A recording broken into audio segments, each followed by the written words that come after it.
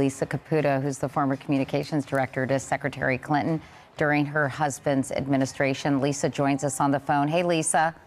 Hi, Katie. Well, what do you make of Matt's point about the very high unfavorable ratings that seem to be dogging Hillary Clinton throughout the course of this campaign? Well, I think a couple of things, Katie. I mean, first of all, I mean, she's obviously been out in the public domain on the national stage for 20 plus years, right? So she's had everything but the kitchen sink thrown at her. I think so. You know, that just invites a more magnifying glass, if you will, to her. Second, let's not forget she's already got 9 million votes. So I would say that's a lot of votes for somebody who, is touted to be not as popular as perhaps one would want. And I would say, finally, this is not a popularity contest. This is about being president of the United States and about who's most equipped and most qualified to govern the country and lead it forward. And so I would say, people don't always have to like the president. They want the president to get the job done. What about that whole argument, though, Lisa, that sometimes seems to motivate people when they're asked, who would you rather have a beer with?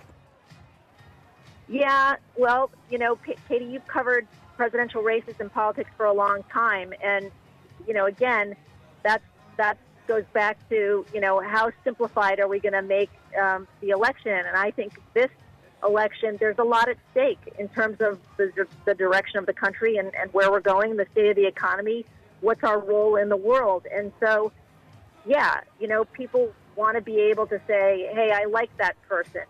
But, I don't think a lot of foreign leaders of other countries are necessarily that popular, and they have to make tough decisions. And so it's not a popularity contest. I keep coming back to that. It's just not.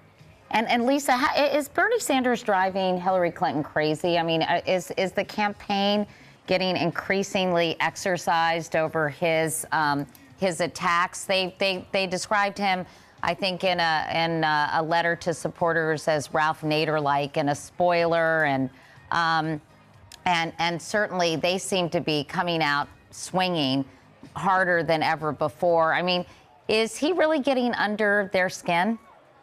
Well, I think a couple of things. I think Hillary Clinton has profound respect for Senator Sanders, and I think vice versa, right? They've had a very civilized debate. It's only recently where I think Senator Sanders has come out guns a-blazing. And as you well know, you can't leave an attack or a charge against you unanswered. And so you've got to push back, and that's exactly what you see her doing. I don't think Senator Sanders did himself any favors. In the New York Daily News Ed Board, he is saying very aspirational things, but there's no substance and policy underneath it. Whereas if you look at Secretary Clinton, she's put out, a plethora of policy proposals that I think are very substantive. And, it's a question of who's most equipped and got the best experience and the best judgment. A plethora of policy proposals, very alliterative. Lisa, Olivier has a question for you. Hey, Lisa, how are you? Sure. Hi. So if Hillary Clinton's the nominee, does she have a plan for winning over Bernie Sanders voters, or is she entitled to their support? No, I think you've got to.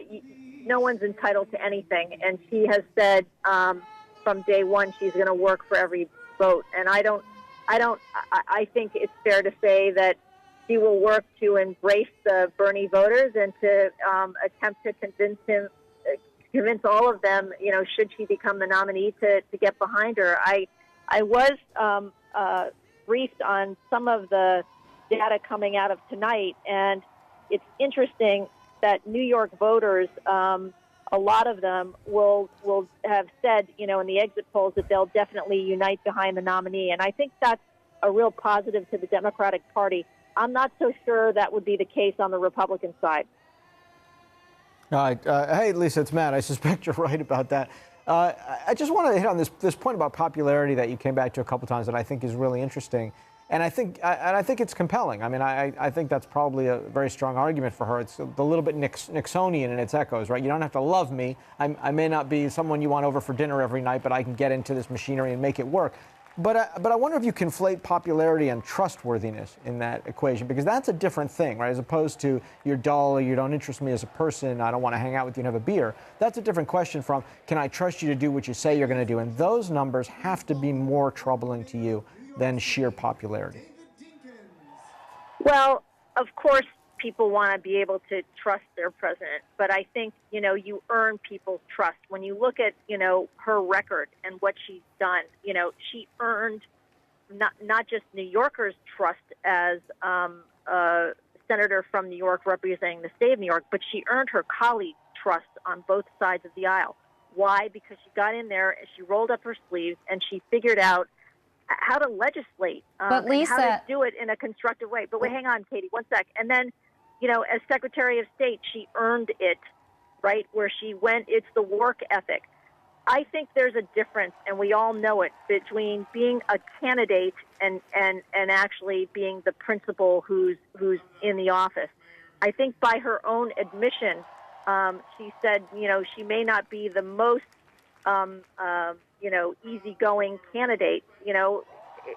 That's probably right. But she knows how to get the job done. She knows how to legislate. She knows how to govern.